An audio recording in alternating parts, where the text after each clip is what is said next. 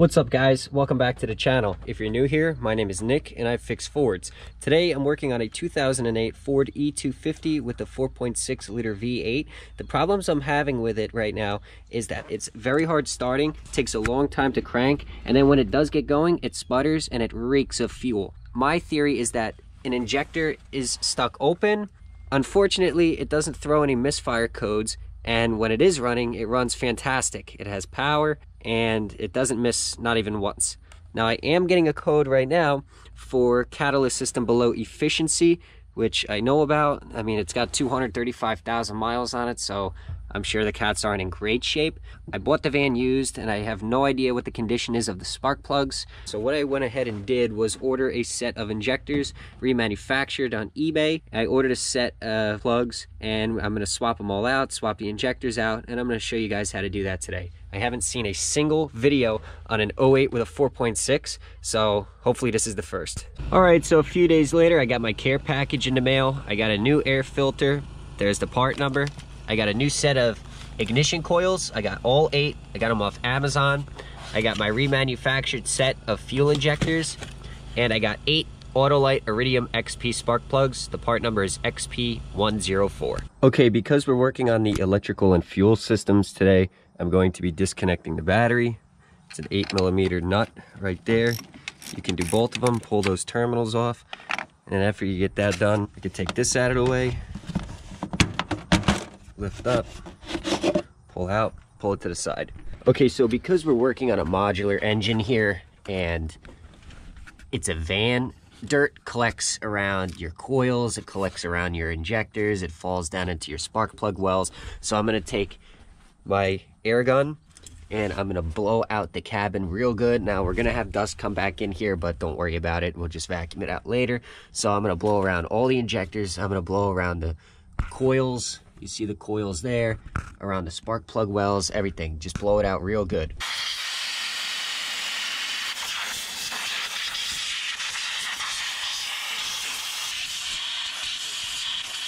So from the doghouse, we can reach cylinders 2, 3, 4, 6, 7, and 8. We can't reach cylinder 1 and cylinder 4 because they're so far forward. So I'm gonna take out my air snorkel now.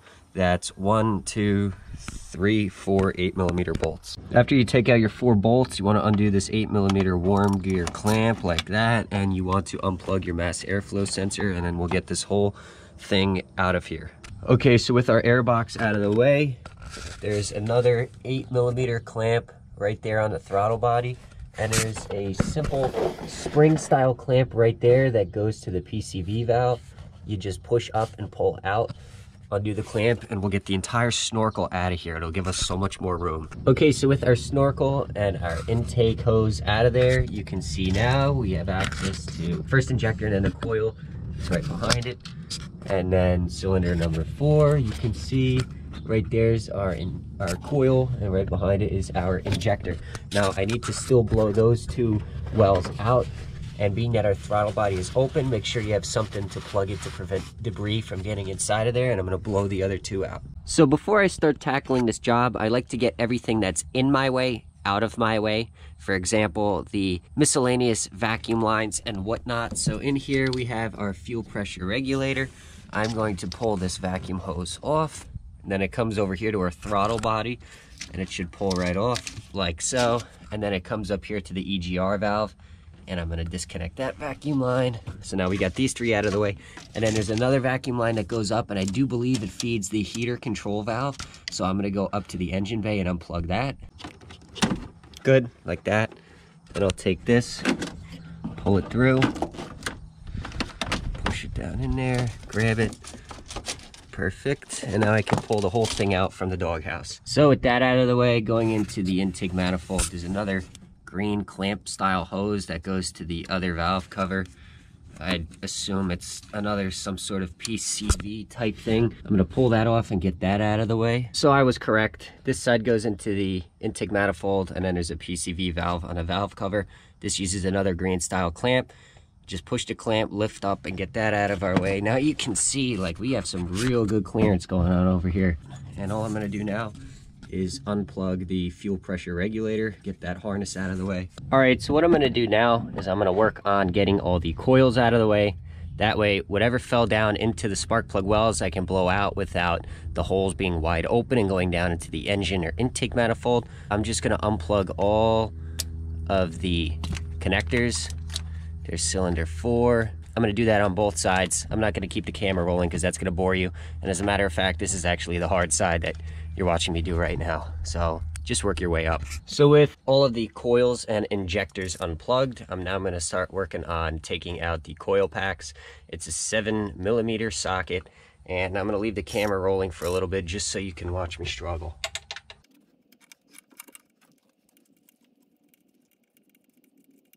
All right, so the boot doesn't wanna come off, but the coil came out. Damn.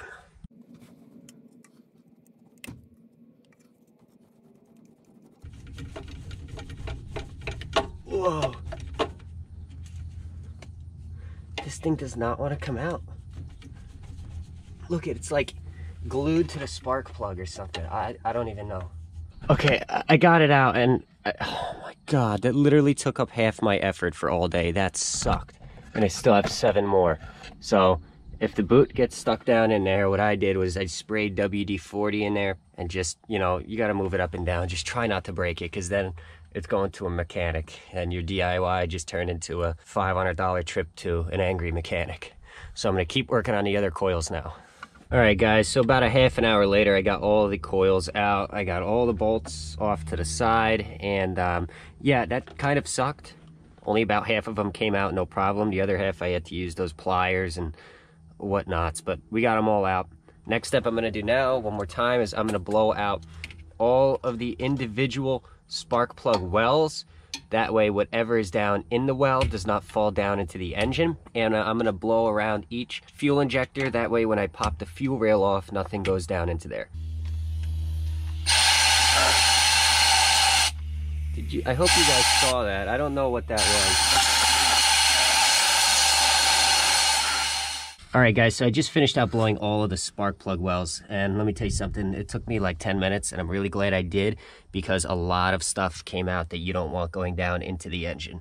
So now, with the spark plug wells blown out, all the coils out, I'm going to start undoing the fuel rail. You have this little clip here that holds it in place. It just pushes up and pops off, and then I'm gonna show you the quick disconnect tool. Okay guys, so before removing this, please make sure that your fuel pressure is down to 0. If your van was still running, it probably holds. I have a real good scan tool, and I can confirm that my fuel pressure is at 0. So the way this tool works, it's a 5/8, goes around this, and it pushes in like so. And you gotta hold it with one hand, and you pull the hose off with the other hand, just like that.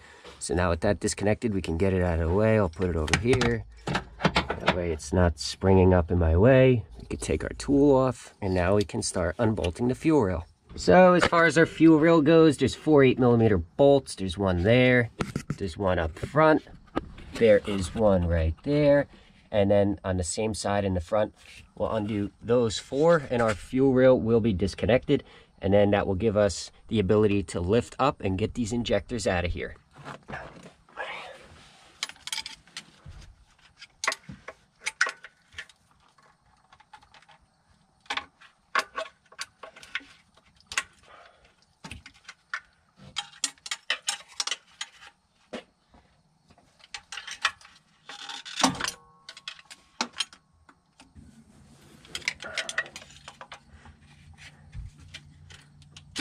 Okay. Wow. They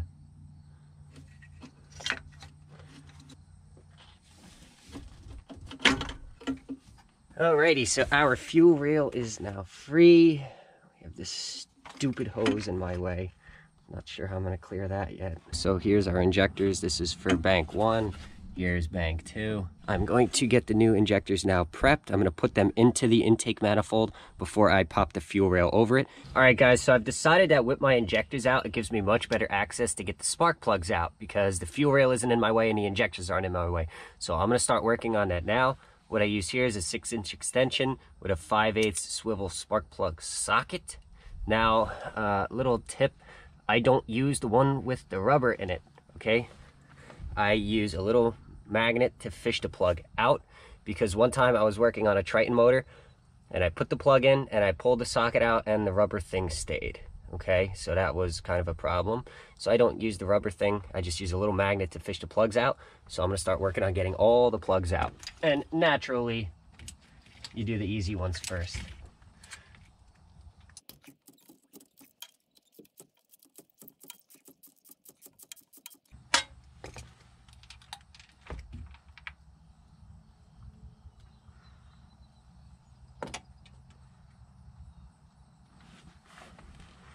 He went with an Autolite 104, which to me, I do believe that's a copper plug, because I'm going with the XP 104s, so they don't look to be that bad.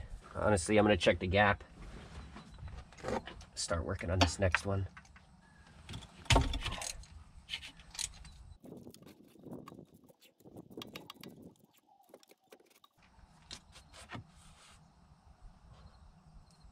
Oh my God, it is. It's actually something different. This one's an Autolite 103. Wow, good old-fashioned miscellaneous garage plugs put in. All right, everybody, so I got all my spark plugs out. As a matter of fact, I know a lot of people think that this is the easier side. In fact, it was harder. That side was the easier side for me. So I got them all out. I blew the wells out one more time with compressed air, and now I'm going to put my new spark plugs in. Now, this is a huge debate as far as, you know, should I use anti-seize, should I not? I am not using anti-seize, and that's because I maintain my vehicles, and if I have to do this again in 30,000 miles, 40,000 miles, that's no problem. I'll do it again. So I'm not putting anti-seize. Now, another debate I see all over the place is what to torque your spark plugs to. Now, on my 4.0, where it doesn't have the problem with the spark plugs blowing out of the head, I torque those to 15. As far as this 4.6 liter goes with the mishmash 4-thread spark plug bore, I'm going to be torquing them to 20 foot-pounds instead of the factory 15 foot-pounds. Over torquing them will help me better prevent spark plug blowout. So let's get these new plugs in.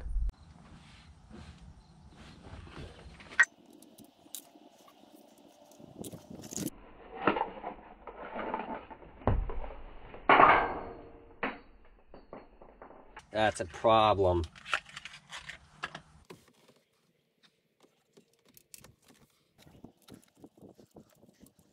They should thread all the way in by hand, and then you'll feel it bottom out. Right there, good. That's bottomed out.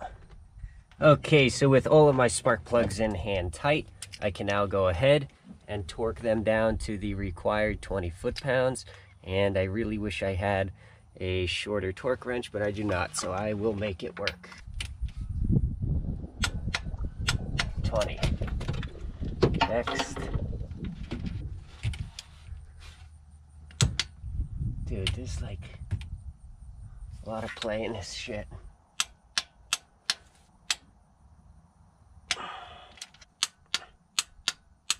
Perfect. So with all 8 spark plugs finally torqued to 20 foot-pounds, we can go ahead and install our new fuel injectors. As you can see, I have them right here. What I'm gonna do is put some oil just around the O-ring. That way it doesn't go in and bind and it seals nicely. So as always, I'm gonna do the ones that are easy first. We're gonna take our fuel injector and exactly where they came out, we're gonna put them back in. And like I said, I'm gonna put a little bit of oil just on the O-ring so that it does not bind as it's going back in.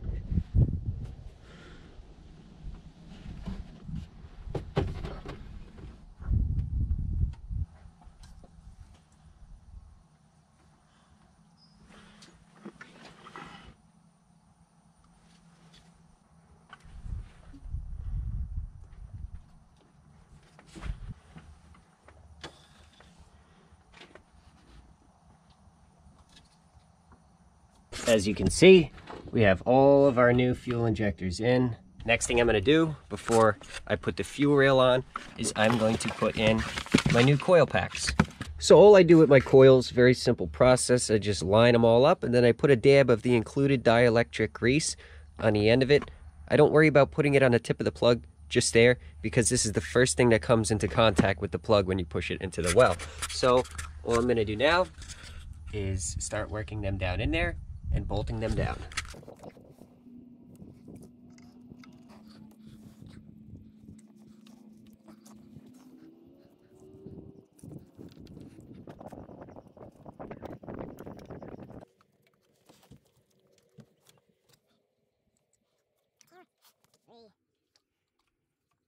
And again, from the front, I'm going to do the last one. Okay, so with all the coils in, pushed down firmly, we can now go ahead and we can take our 7mm bolts and we can start putting them back in. Now, I don't know exactly the torque spec on these. I usually just go snug because I do not want to strip out the threads in the intake manifold or risk snapping the brand new coil. So I just go hand tight.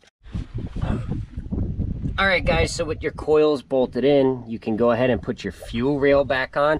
It's very simple. It just pops over the new injectors, and then you put in your 4 8mm bolts from earlier.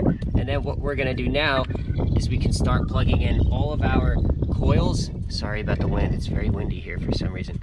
We could start plugging in all of our coils and all of our injectors. Just go all the way up both sides. All right, so with all of the coils and injectors plugged in, we can come over here. We can plug in our fuel pressure regulator, like so. And then we can come around the other side, and we can now hook up our fuel, like so. And then all we have to do is put our retaining clip back on, like that. Now we can work on those vacuum hoses that we took apart before for the EGR. So this will just push onto there on the intake throttle body. And then this hose we put back on our fuel pressure regulator. This hose comes up and around, plugs into the side of the EGR valve. This hose here, you feed up and it plugs into your heater control valve. All right, so we can go ahead and put our PCV hose back in. The one side goes into the throttle body and then the other side clips right onto the PCV valve, which is right over there. With our PCV done, we can now come up to the engine and we can take our snorkel. It goes in like that around this cable. We can push it onto the throttle body and then we can tighten down our 8mm clamp, which is right there. And then we can take our other valve cover vacuum line, push it on. With our clamp tightened down and our hose pushed on and locked into place, we can now get our air box, put it on and tighten your 8mm clamp and plug in your mass airflow sensor. And now that our air box is in, we can put the 4 bolts in, 8mm, and we can go ahead and put in a brand new air filter. All right, with our air filter in, we can now go put this snorkel back on. Goes in and down in there like so. Let's get our tools out of here. We can now connect our battery back up and tighten down the 8mm nut. So in a perfect world, everything should go good and the van should start right up. Unfortunately, in my world, things usually don't go that way. So what I'm gonna do now is we'll cycle the fuel pump a couple times and make sure there's no leaks. That's one.